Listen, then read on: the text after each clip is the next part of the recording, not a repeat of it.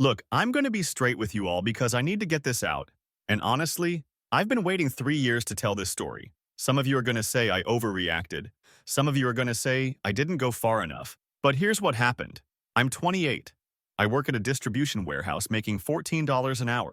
I know how that sounds. Trust me, my family made sure I knew exactly how that sounds. But here's what they don't know, and what I've spent the last 3 years making absolutely certain they'd never figure out until it was too late. 3 years ago, I was finishing my business degree at a state school. Nothing fancy. My family is what you'd call comfortable. Dad ran a consulting firm for years before semi-retiring. Mom never worked but spent decades cultivating her social circle like it was a full-time job. My older brother Frederick started some tech startup that actually took off. My sister Sophie married into old money and acts like she invented wealth. They live in the kind of neighborhood where people name their driveways. I graduated, and instead of jumping into some corporate job, I took the warehouse position. Deliberately. You'll understand why later, but just know that every single decision I made after that Thanksgiving dinner 3 years ago was calculated. I wasn't drifting. I wasn't lost. I was preparing. That Thanksgiving happened on a Thursday, obviously, and I'd been scheduled for a 12-hour shift that started at 6 a.m. My supervisor Fraser is actually a decent guy, and when I told him I needed to leave by 6 p.m. for family dinner, he moved me to an earlier truck. I got off at 6:15, drove straight to my parents' house in my work uniform because I literally didn't have time to go home and change. My apartment was 40 minutes in the opposite direction, and dinner was supposed to start at 7. I walked in at 6:50. The smell hit me first.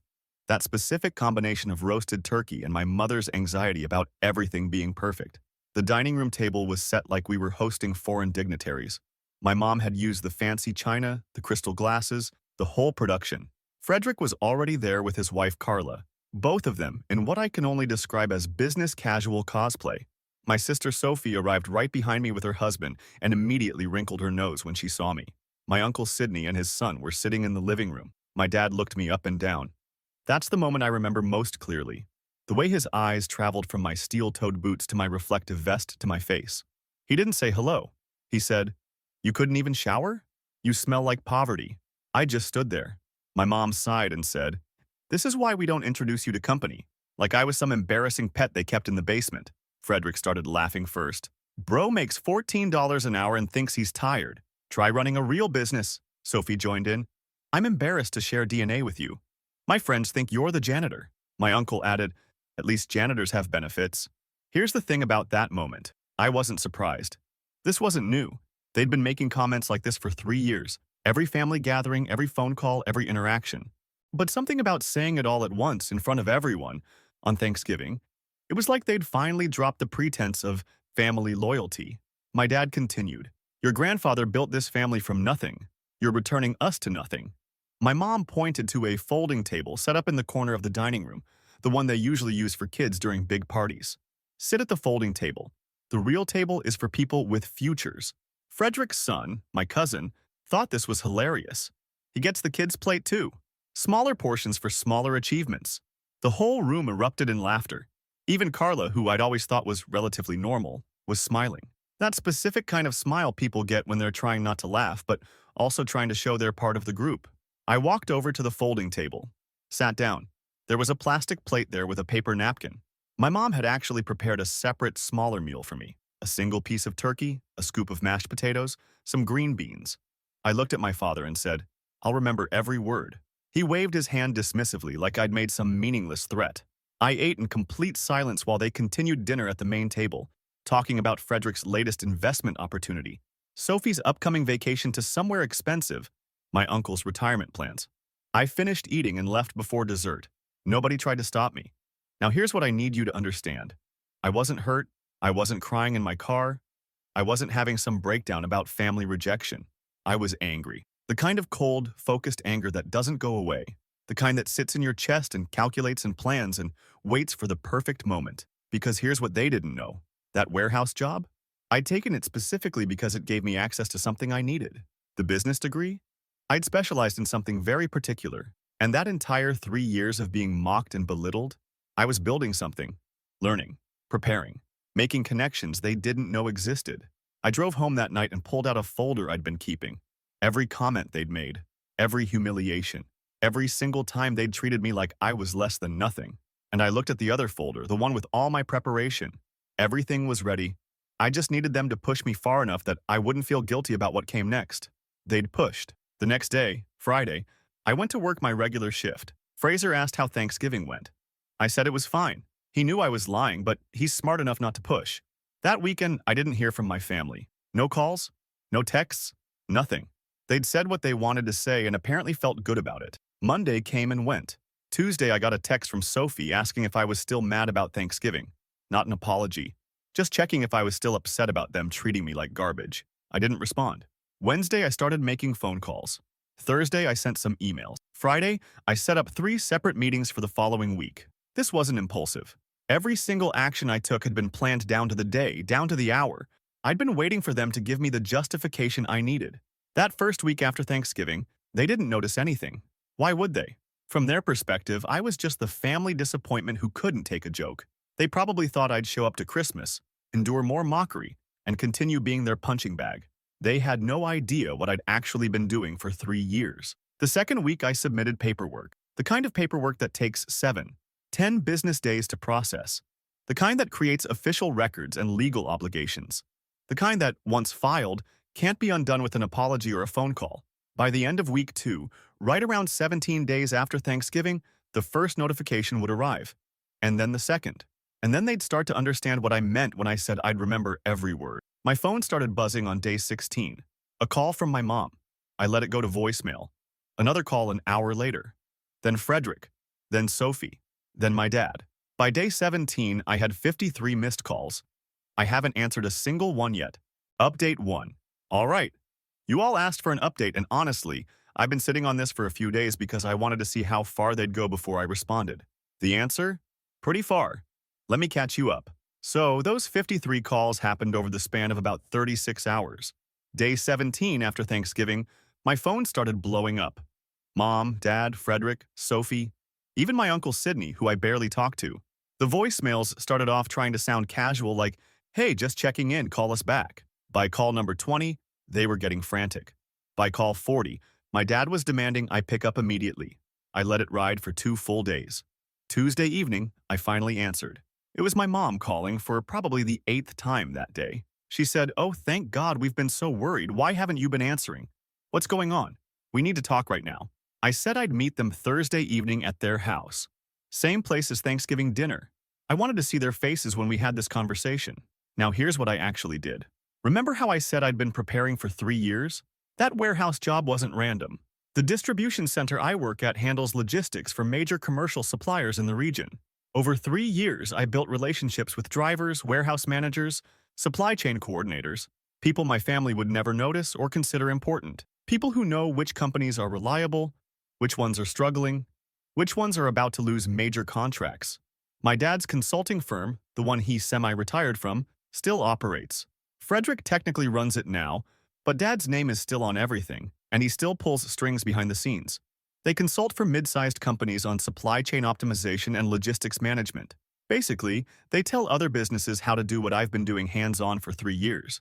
Here's what they didn't know. 2 years ago, I started taking night classes. Supply chain management certification, advanced logistics training, business analytics. I paid for it myself with my warehouse money. Then I started freelancing on the side, just small consulting jobs, building a client list. 6 months ago, I filed paperwork to officially start my own consulting firm. And over those 3 years, I'd been carefully, quietly talking to my dad's old clients. Not poaching them directly, just staying in touch. Offering free advice. Helping solve small problems. Building trust. When you work in a warehouse, and you actually understand how the entire system functions from the ground level up, you can solve problems that consultants charging $200 an hour can't figure out. 3 weeks before Thanksgiving, I'd reached out to 5 of my dad's biggest clients, offered them better rates, better service, and actual hands-on logistics expertise instead of theoretical consulting. 4 of them were interested. 2 of them had been frustrated with Frederick's handling of their accounts for months. The paperwork I filed the week after Thanksgiving, official notifications that I was now consulting for those companies. With contracts, the kind that included non-compete clauses that prevented them from working with my dad's firm for the duration of our agreement. 3-year contracts. I took their 4 biggest clients in one move. Thursday evening arrived, and I drove to my parents' house.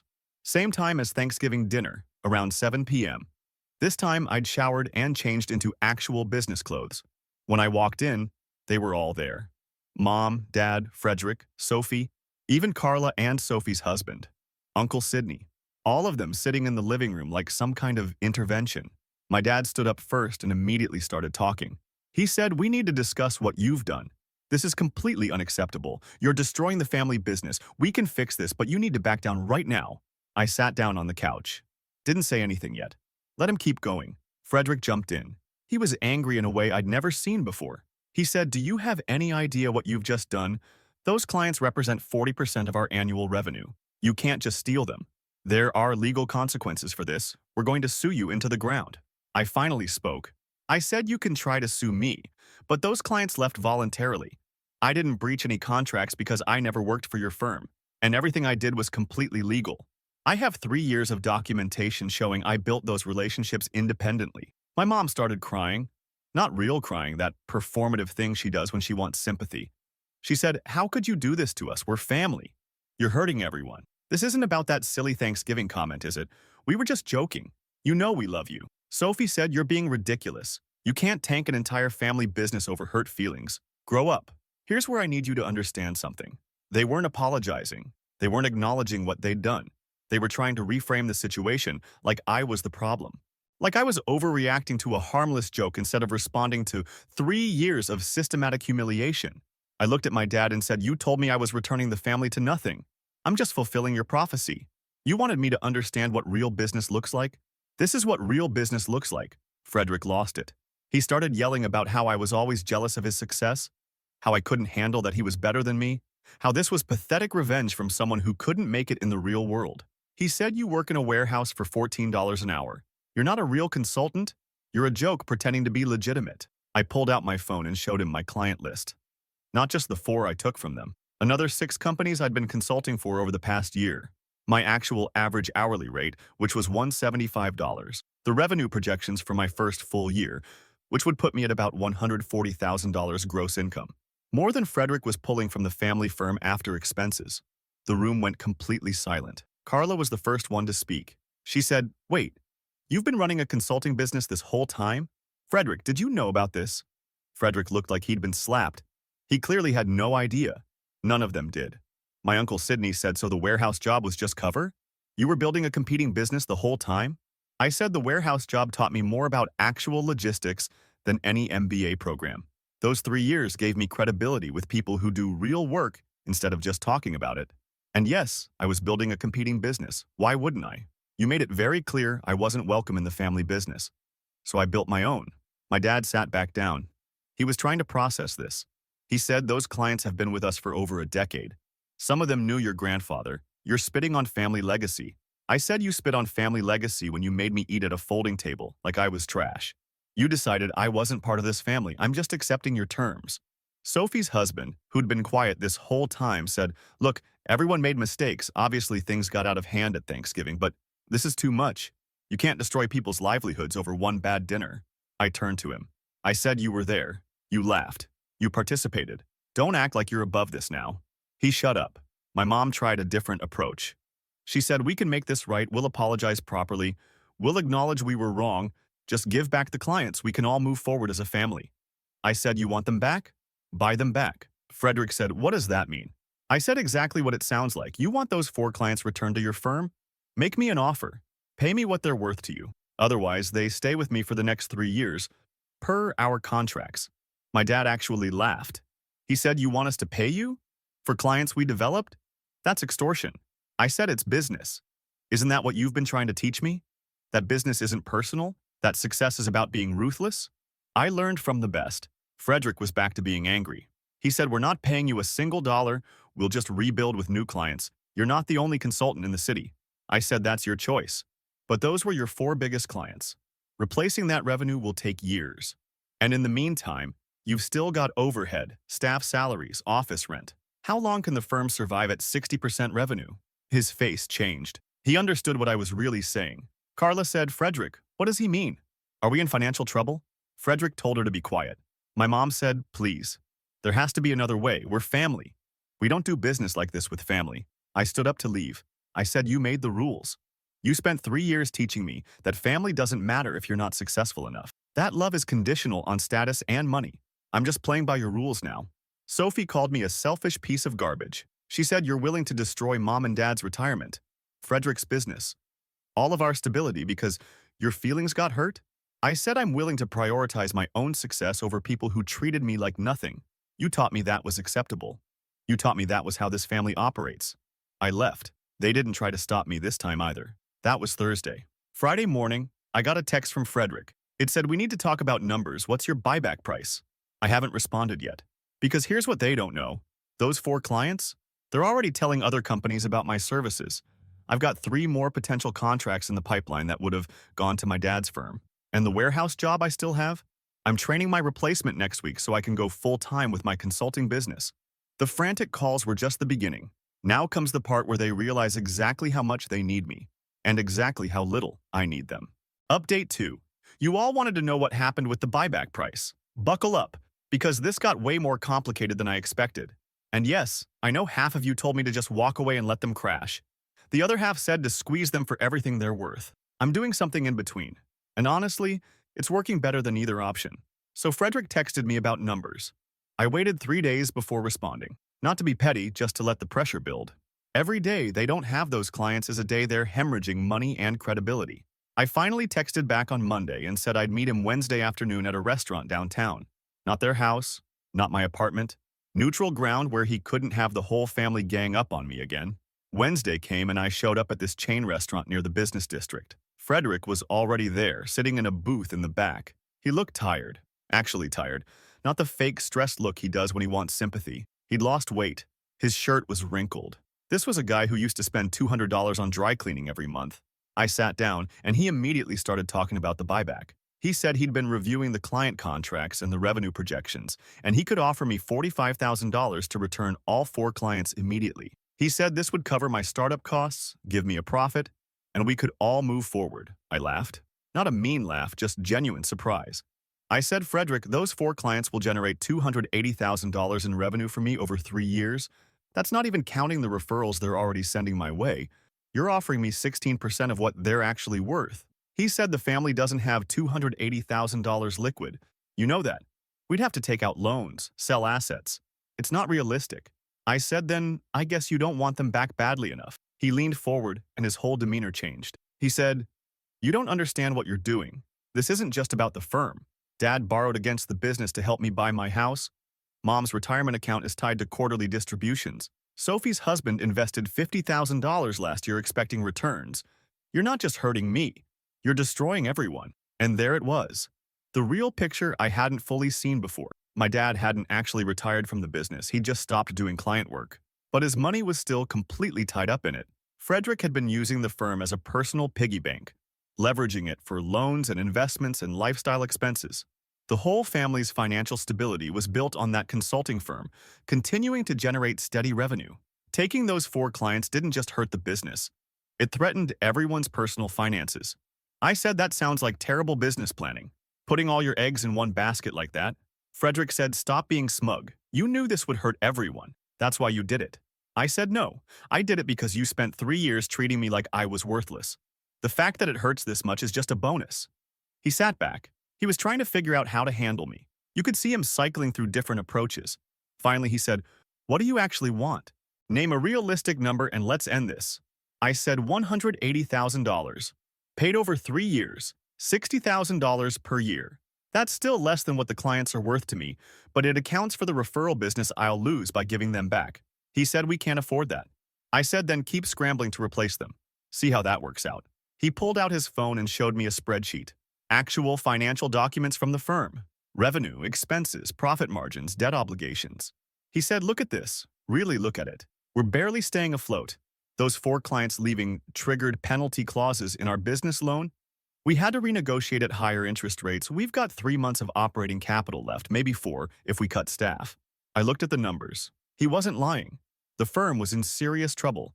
But here's what caught my attention. The expenses were bloated. Frederick was paying himself $120,000 a year in salary plus bonuses.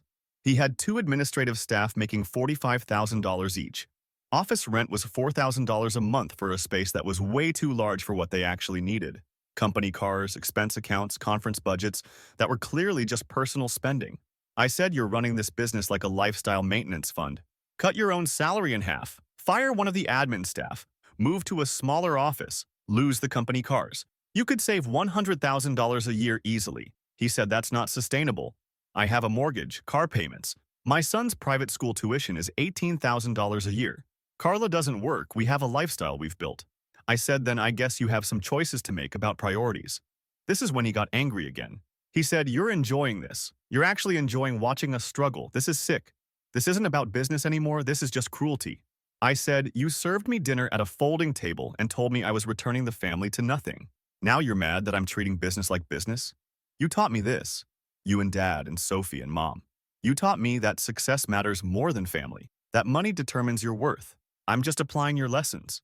Frederick said we were wrong, okay? We were wrong about how we treated you. I'm sorry. Is that what you want to hear? I'm sorry. But here's the thing about that apology. It wasn't real, it was transactional. He was sorry because he needed something from me, not because he actually regretted his actions. You can tell the difference. Real remorse looks different than strategic manipulation. I said I don't want your apology. I want you to feel exactly what you made me feel. Worthless. Powerless. Like you don't matter to the people who are supposed to care about you. He stared at me. He said, you've changed. You're not the same person. I said, you're right. I spent 3 years becoming someone you couldn't hurt anymore. Someone who could hurt you back. We sat there in silence for probably 2 full minutes. The waitress came by and asked if we wanted to order food. Frederick waved her away. Finally, he said, what if we could do $100,000 over 3 years? That's the absolute maximum we could manage. We'd have to take out a second mortgage, but it's possible. I said I'll think about it. He said I need an answer by Friday. We have payroll due next week, and I need to know if we're getting those clients back or if I need to start laying people off. I left without committing to anything, drove home and sat in my apartment thinking about all of this. Because here's what I realized. Taking the money would give me a nice payout, but it would also let them off easy. They'd struggle for a few years paying me back, but eventually they'd recover. The firm would stabilize, they'd rebuild, and they'd never truly understand what they did to me. But if I kept the clients, the firm would probably fail within 6 months. Frederick would lose everything. My dad would lose his retirement investment. Sophie's husband would lose his $50,000. The whole family's financial structure would collapse. Thursday morning, I got a call from my mom. She was crying for real this time. She said, your father had a panic attack last night. He's terrified we're going to lose the house. Please just take Frederick's offer and end this. I know we hurt you, but this has gone far enough. I said, did you think about my feelings when you made me eat at the folding table? She said we were terrible to you, we know that now. But you're being vindictive. You're punishing everyone for something Frederick and your father did. I said you were there. You participated. You chose that side. Don't pretend you're innocent in this. She hung up on me. Friday morning, Frederick texted asking for my answer. I didn't respond. Friday afternoon, I got a text from Sophie. She said you're a vindictive child throwing a tantrum. Frederick tried to be reasonable with you and you're just being cruel. I hope you're proud of yourself for destroying everything our grandfather built. I texted back. I said if it was so important to you, maybe you should have treated me like family instead of trash. She responded immediately. She said family forgives, family works through problems. What you're doing isn't strength, it's weakness. You're too fragile to handle criticism, so you're lashing out like a toddler. I said I'm handling criticism just fine. What I'm not handling is 3 years of systematic humiliation followed by demands that I sacrifice my own success to save yours. She didn't respond after that. Saturday, my uncle Sidney called. This surprised me because he'd stayed mostly quiet during all of this. He said, I want you to know, I understand why you're angry. What happened at Thanksgiving was unacceptable, but I need to explain something about the family business that you might not know. I said, go ahead. He said when your grandfather started that firm 40 years ago, it was supposed to be a legacy for all of you, not just Frederick. Your father made decisions over the years that concentrated everything in Frederick's hands. That wasn't fair to you, but destroying the whole thing won't fix that injustice. It just ensures nobody benefits from what your grandfather built. I said I never asked for a piece of the family business. I was fine building my own path. They're the ones who made it clear I wasn't welcome. He said, I know. But what you're doing now isn't about justice. It's about revenge. And revenge has costs that go beyond the people you're targeting. Your father's health is deteriorating. Your mother is having panic attacks. Frederick's marriage is strained because Carla didn't know how bad the finances were. You're winning. But at what cost? I said at the cost of my dignity, my self-respect, my ability to ever trust these people again. Those are prices I'm willing to pay. He said, think about what happens after this is over. You'll still be part of this family. There will be weddings, funerals, grandchildren someday. How do you rebuild from this level of destruction? I said, maybe we don't. Maybe this family doesn't deserve to be rebuilt. He was quiet for a long time. Then he said, that's the saddest thing you've said through all of this. I hope you change your mind. Sunday night, I finally texted Frederick back. I said $150,000 over 2 years. Take it or leave it. Final offer. He responded within 5 minutes. He said, we can't do that. I told you $100,000 over 3 years is our maximum. Please be reasonable. I said, then the client stay with me. Good luck with your layoffs. Monday morning, I got a notification that Sophie had posted something on Facebook. A long status about family betrayal and forgiveness, and how some people choose bitterness over healing. She didn't name me directly, but it was obvious. Within an hour, family friends were commenting with support. People who didn't know the full story taking her side. That's when I realized this wasn't just about business anymore. This was about reputation, control, the narrative they were building to paint me as the villain and themselves as victims. Tuesday afternoon, Frederick sent me another text. He said, Carla wants to meet with you directly. She thinks she can help mediate this. Will you talk to her? I haven't responded yet, because I don't know if talking to Carla changes anything. But I also realized something important. I'm not angry anymore. That cold, focused rage that carried me through 3 years, it's gone. What I feel now is just tiredness. And the question I keep asking myself is whether watching them suffer actually makes me feel any better about what they did to me. I don't have an answer yet. Final update. All right, final update. Some of you have been messaging me asking what happened with Carla, what I decided about the buyback, whether I eventually caved and forgave them. The answer to that last one is no, not even close. Let me tell you how this actually ended. I agreed to meet Carla on Wednesday morning at a park near my apartment. Not a coffee shop, not a restaurant. She suggested somewhere we could walk and talk. I figured she was trying to create some casual, non-confrontational atmosphere where I'd be more likely to compromise. I went anyway because I was curious what angle she'd try. She showed up in gym clothes, hair in a ponytail, no makeup, the whole casual approach. We started walking the trail, and she immediately said, I want you to know, I'm not here to guilt trip you or manipulate you. I just want to understand what you actually want out of this situation. I said I want them to understand what they did to me. I want them to feel powerless and worthless the way they made me feel. She said, okay, but here's what I don't understand. You've already accomplished that. Frederick is terrified. Your parents are struggling. Sophie is lashing out because she feels helpless. You've proven your point, so why keep pushing? I said because taking the buyback lets them recover. They struggle for a few years. They pay me off. And then everything goes back to normal for them. They don't learn anything. They just learn to hide their contempt better. She stopped walking. She said, can I tell you something that Frederick doesn't know I'm going to tell you? I said, go ahead. She said, Frederick has been having panic attacks every night for 2 weeks. He's not sleeping. He's barely eating. He keeps running the numbers over and over, trying to find a way to save the firm, and there isn't one. Not without those clients.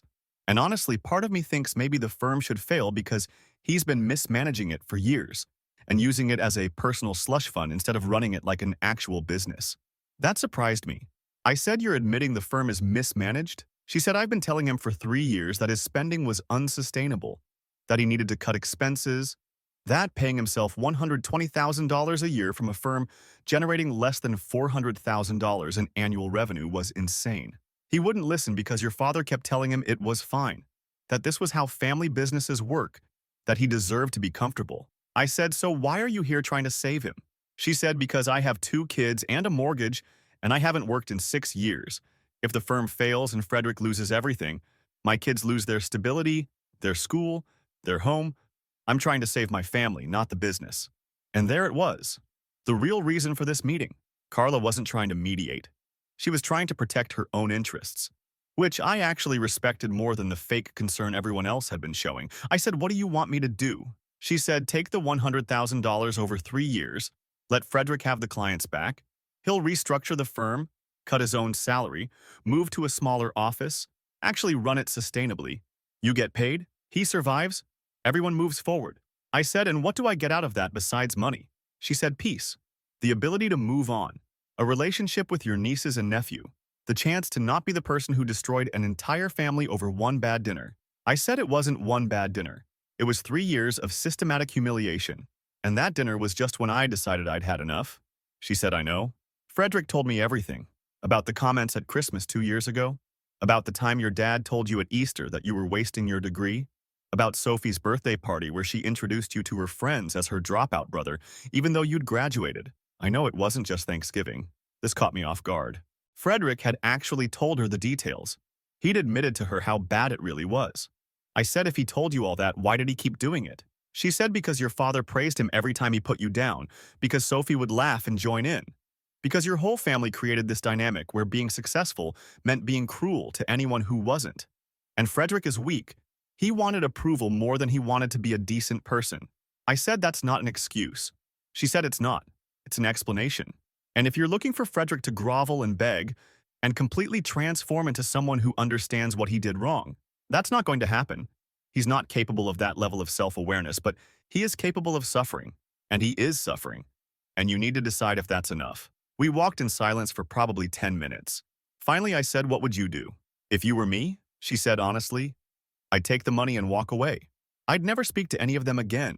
I'd build my business and my life completely separate from this family and let them deal with the consequences of losing me permanently. The firm will probably fail anyway. Even if you give the clients back, Fredericks spent 3 years making terrible decisions. 4 clients isn't going to fix structural problems. I said, so you think the money doesn't matter? She said, I think you're going to be successful with or without it.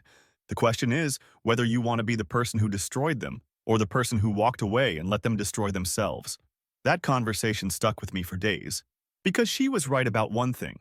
The firm was probably going to fail regardless of what I did. Frederick's mismanagement wasn't fixable with just getting those clients back. The family's financial problems weren't my responsibility to solve. Thursday afternoon, I got a text from my dad. First time he'd contacted me directly since the Thursday meeting at their house. He said, your mother is in the hospital. She had a severe panic attack and they're keeping her overnight for observation. I thought you should know. I didn't respond. I know some of you are going to judge me for that. But here's the thing. My mom chose her side. She had 3 years to stand up for me. She had countless opportunities to tell my dad or Frederick or Sophie to stop. She didn't. She participated. And now that there were consequences, she was falling apart. That wasn't my responsibility to fix. Friday morning, Frederick sent me another text. He said, Carla told me about your conversation. I'm prepared to accept whatever you decide. If you want to keep the clients, then keep them. I'm done begging. You've won. Congratulations. That message was designed to make me feel guilty. The defeated tone. The implication that I was being unnecessarily cruel. But I recognized it for what it was. Manipulation. One last attempt to get me to back down by making me feel like the bad guy. I texted back. I said, you're keeping the clients. I'm keeping my business. I don't want your money. I don't want anything from this family ever again. He responded immediately. He said, what does that mean? I said exactly what it sounds like. I'm not selling the clients back. I'm keeping them. The contracts run for 3 years, and after that, they'll decide whether to stay with me or go back to you. But I'm done negotiating. I'm done with family meetings. I'm done with all of you. He said, you're going to let the firm fail? You're going to let Dad lose his retirement? Mom lose her stability? You're going to destroy everything because you can't let go of your grudge? I said I'm going to build my own life and let you deal with the consequences of your own choices. You built a business on unsustainable spending and family obligation instead of actual value. That's not my fault. You treated me like garbage because it made you feel superior. That's not my fault either.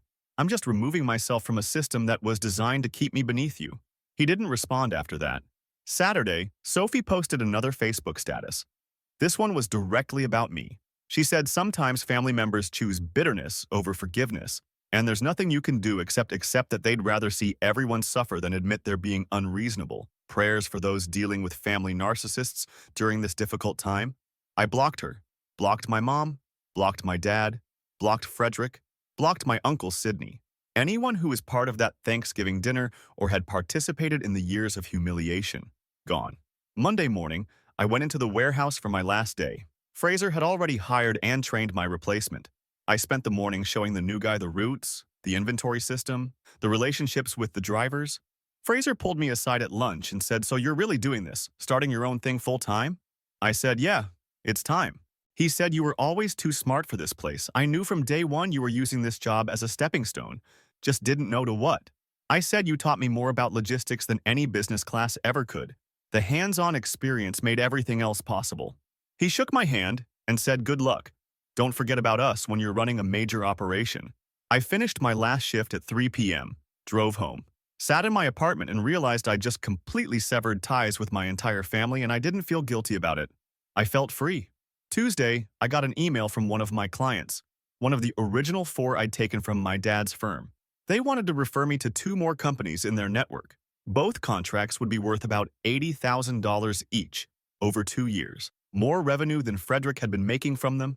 Wednesday, I got a LinkedIn message from a former colleague of my dad's, someone who'd known him for 20 years. The message said, I heard about what happened with your family's firm. I want you to know your father spent years telling people you were a disappointment and a failure. I never understood why he was so harsh. Now I see you've built something legitimate on your own. Good for you. If you're ever looking for additional consulting work, reach out. That's when I understood something important. My dad hadn't just been cruel to me privately. He'd been actively damaging my reputation professionally, telling his network I was a failure, making sure I couldn't build connections in the same industry. He'd been sabotaging me for years. Thursday, exactly 1 month after Thanksgiving, I got a text from an unknown number. It said, "This is Carla. Frederick gave me your new number. The firm officially declared bankruptcy this morning. He's devastated, but I wanted to thank you for not taking the buyback. You were right that the firm needed to fail. He's going to have to actually build something sustainable now instead of coasting on your grandfather's legacy." I didn't respond, but I appreciated her honesty. Friday, I checked Sophie's Facebook one last time before blocking it completely. She'd posted about how family betrayal is the deepest wound and how some people never recover from choosing revenge over love. The comments were full of sympathy from people who didn't know the real story. I closed the app and deleted my Facebook account entirely. I didn't need to control the narrative. I didn't need people to understand my side. I just needed to move forward. It's been 2 weeks since all of that happened. My consulting business is generating more revenue than I projected. I'm negotiating contracts with 3 new clients. I moved to a better apartment in a different part of the city. I haven't heard from my family and I don't expect to. Some of you asked in the comments whether I feel satisfied, whether watching them fail made me feel better about what they did. The answer is complicated. I don't feel satisfied. I don't feel vindicated. I don't feel much of anything toward them anymore. They're just people who treated me badly and are now dealing with consequences of their own making. What I do feel is free. Free from constantly trying to prove myself to people who would never respect me. Free from a family dynamic that required someone to be at the bottom so everyone else could feel superior. Free from the anger that drove me for 3 years.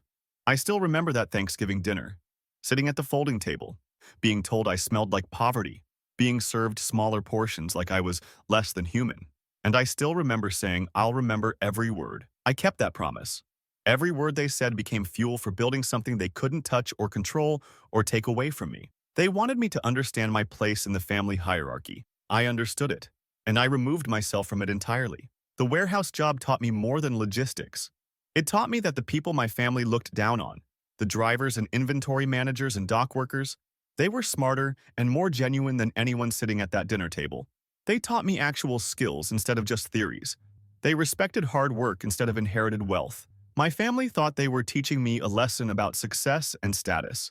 What they actually taught me was that I didn't want to be anything like them. And that was the most valuable lesson of all. To everyone who said I should forgive them and move on, I did move on, just not in the direction they wanted. To everyone who said I was being too harsh, they had 3 years to stop. They chose not to. To everyone who said I'd regret cutting off my entire family, maybe someday I will. But right now, I regret nothing. I'll remember every word. And I built a life where those words can never touch me again.